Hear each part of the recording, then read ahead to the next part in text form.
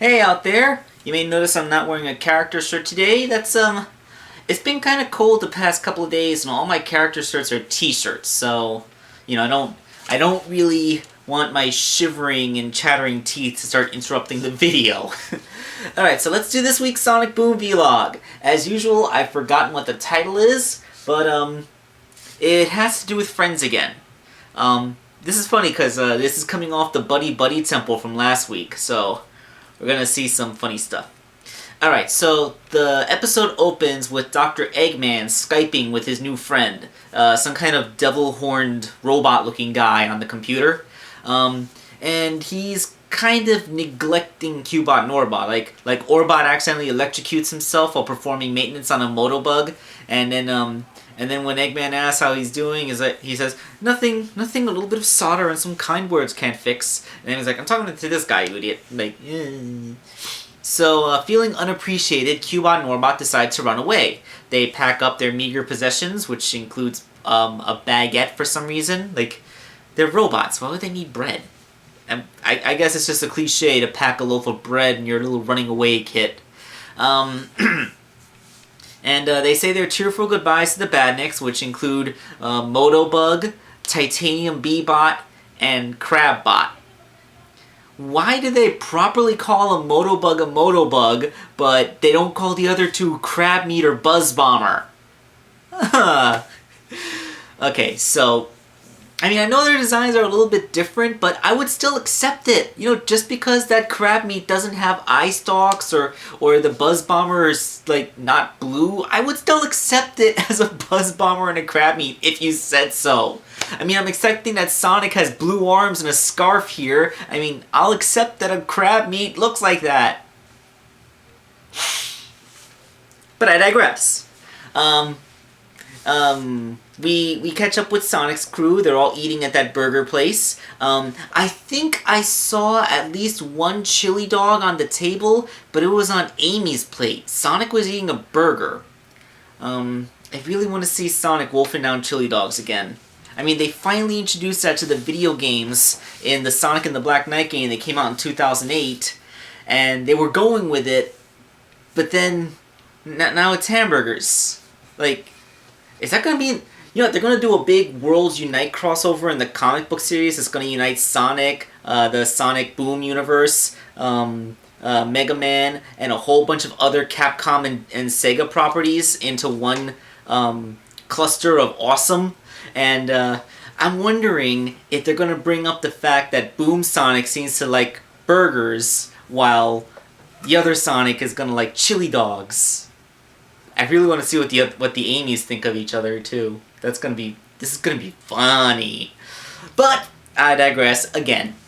So at first they think that Cubot and Orbot are on another spy mission, but to prove they're legit, they start spilling some of Dr. Eggman's secrets, like what he eats for breakfast. They point out a weakness in his layer's defenses, the fact that he's bald.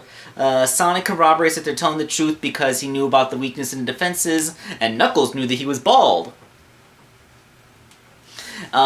So they accept them and they like to hang out and Orbot is like, oh great, we're together. How about a game of charades? And he starts like doing things, and then everybody starts excusing themselves from the tables. Sonic says, I just remembered, I have to go chop my arm off.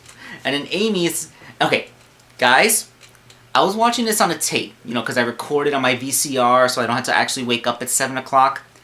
And I swear, this is what I heard. I rewound the tape and watched it 4 times. I called my mother in so she could watch it with me, and we listened, and we tried to figure out what it was that Amy was saying, but we kept coming to one inevitable conclusion.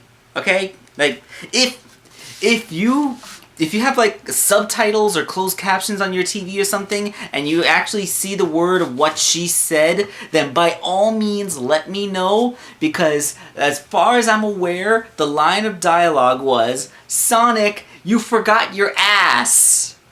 Then she picks up what looks like a salt shaker and chases after him. I don't even. Like, why would Amy say that? What rhymes with that? What other word could that have been? I I was trying to fill in the context as much as I could, but there's nothing. Sonic, you forgot your ass. What? Okay, so yeah, I invite you, please, I want to be corrected here. Tell me in the comments if you know what the heck Amy was saying. Okay, now that that's over, Knuckles puts it the most bluntly because he's the dumb one. Like, I have to go think of an excuse to not hang out with you. And then he's off. Stick says, I had to go build a contraption to fight you off when you inevitably betray us. And at least Tails thinks they're like, ah, crap. So they go back to the home, and Tails says that Cubot and Norbot can have the run of the place. And when he has to be entertained, he gives them a video game where they run and collect rings as fast as they can. And Cubot and Norbot say that's stupid. Meta. They're looking at the premise of the old games and saying that they're stupid. Ha ha ha.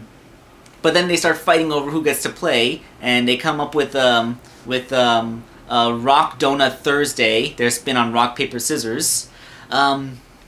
Now, do you remember when you were a little kid and you played rock paper scissors and you guys started to make up all kinds of wacky things like fire, it burns paper, or like water balloon, it puts out fire, or the power of prayer can move mountains, so of course it can move your stupid little rock, you know? Like you know that you've played freestyle rock paper scissors where you kids make up all kinds of wacky stuff with your hands.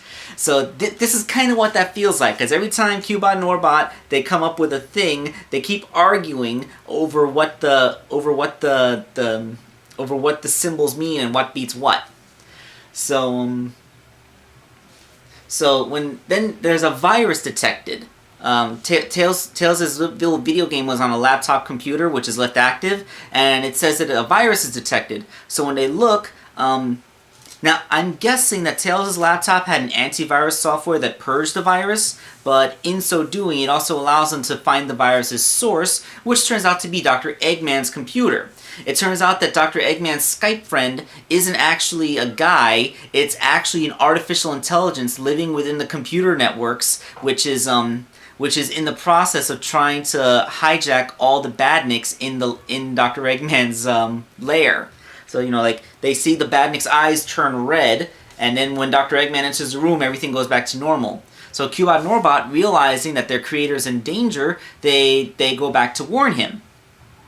But by the time they go back, at first Dr. Eggman doesn't want to believe them, but when they start saying it, lasers start shooting at them. And that's when they realize that the virus has dropped all premises and is just overtaking everything. Like when Dr. Eggman asks why his friend is betraying him, he says that it's because he finds organic life to be illogical, so he's going to destroy all organic life and just have his computers and machines run the world. You know, a la Terminator. You know, we're going full Skynet on this.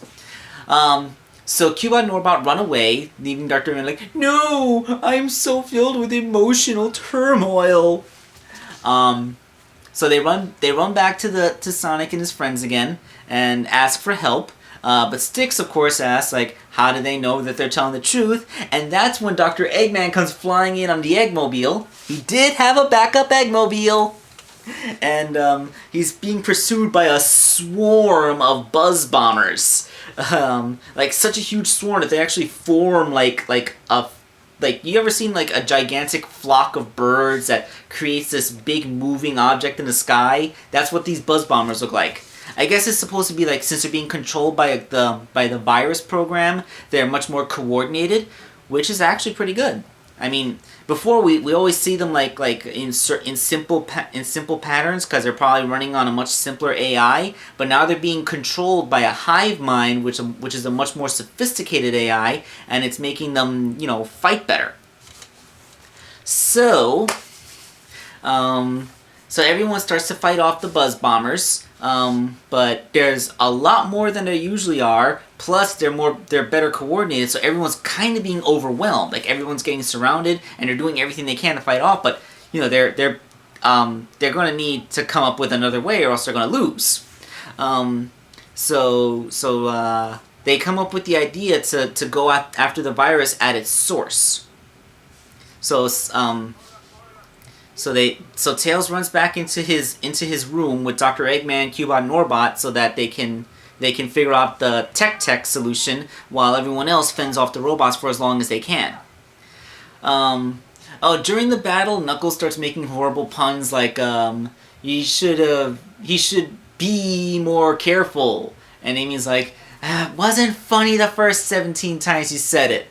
And then he takes out a crab and he says, he should crab more careful. And he's like, okay, now you're just doing it to annoy me. I like that. That is banter. That's good character interaction.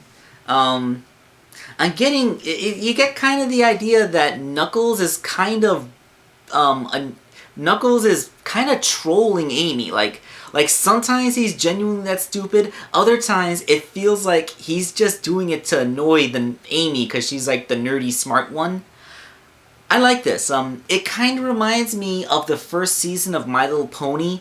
Like after the pilot episode, Twilight formed friendships with the other characters in the main six. But as it's been said before, it's like you have this group of friends. They all have this one really good friend, but that they all have in common. But they wouldn't normally have been friends if it wasn't for this one friend they all knew, because they have different interests and different personalities. And the first several episodes of the My Little Pony cartoon was centered around these conflicting personalities actually finding friendships between themselves.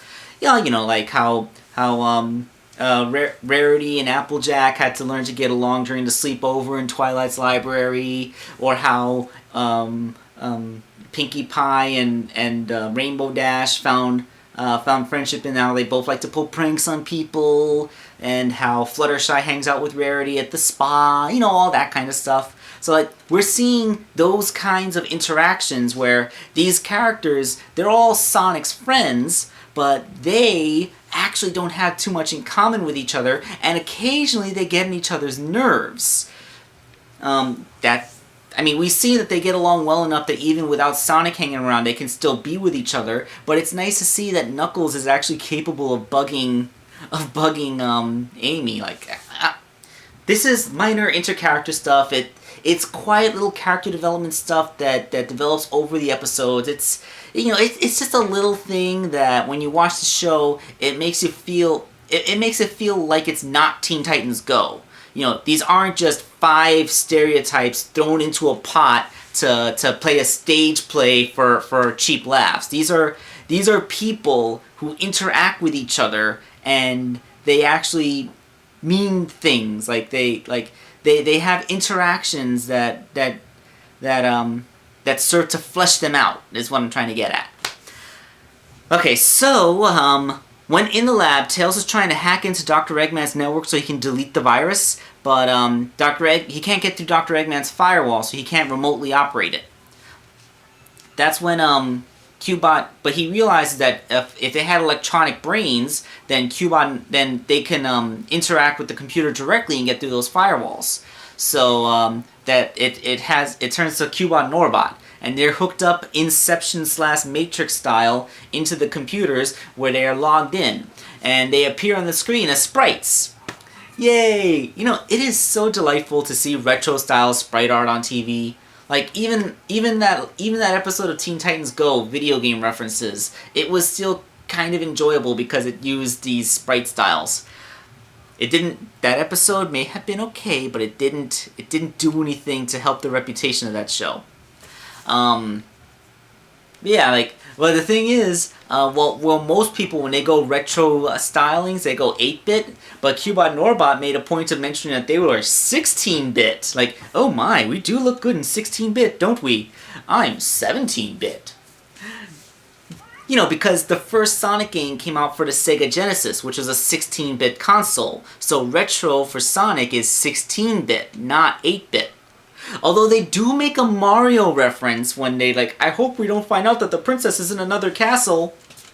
It may be Mario-centric, but as far as people are concerned, that's video games. Your Princesses in Another Castle is outright video game. Doesn't matter that it's specifically about Mario, but yeah, that's a great reference to put in. Like, that's one of your obligatory references. Oh god, my hair.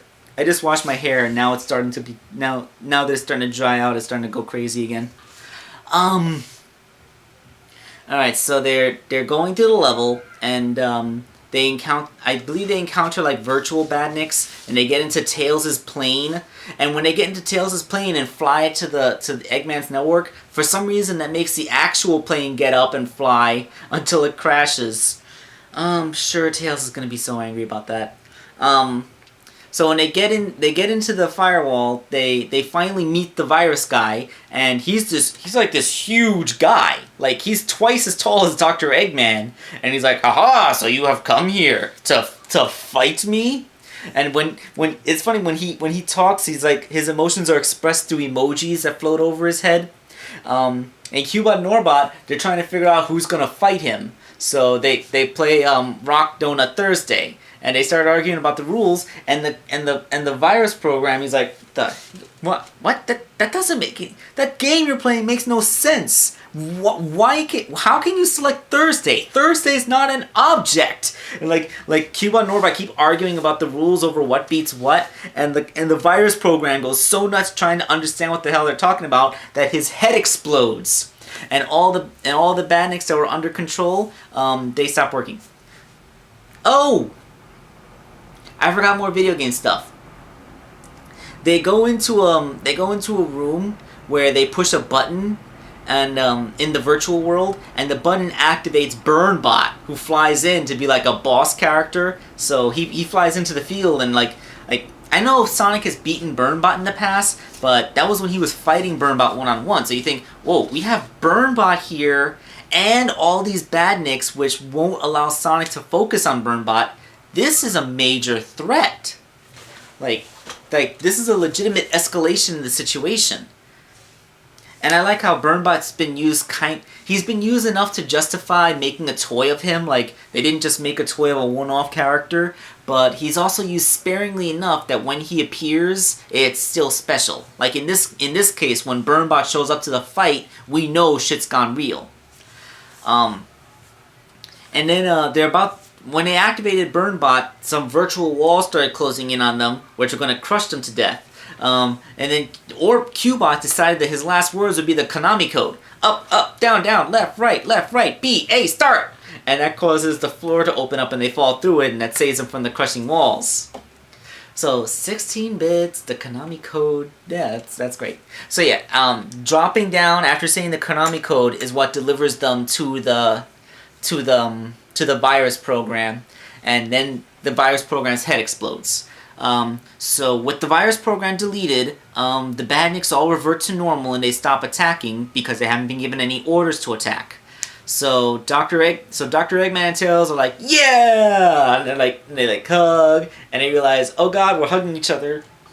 So they come out, and this is where the second awkward situation comes in, because there's still a bunch of robots around, and Eggman's like, should I destroy you? Should we fight? And so I'm like, I don't know, kind of all fought out. And Eggman's like, yeah, me too. So he takes out a day planner and says, I can come in and attempt to destroy you again next week. You good? Is next week good for you? And Sonic takes out his day planner, which is shaped like the Sonic logo silhouette. I find that adorable. And he says, yeah, next week's good for me. So they pencil an appointment to fight each other next week. And then Dr. Eggman says, okay, goodbye. So he says bye and he walks off, and that's literally where the episode ends. The episode literally ends with the characters saying, see you next week. Yeah, I like this. I mean, that you have like your comedy jabs at the fourth wall, like the "see you next week" ending, and the referencing to 16 bits, and how the original concept for the video game sounds kind of silly, you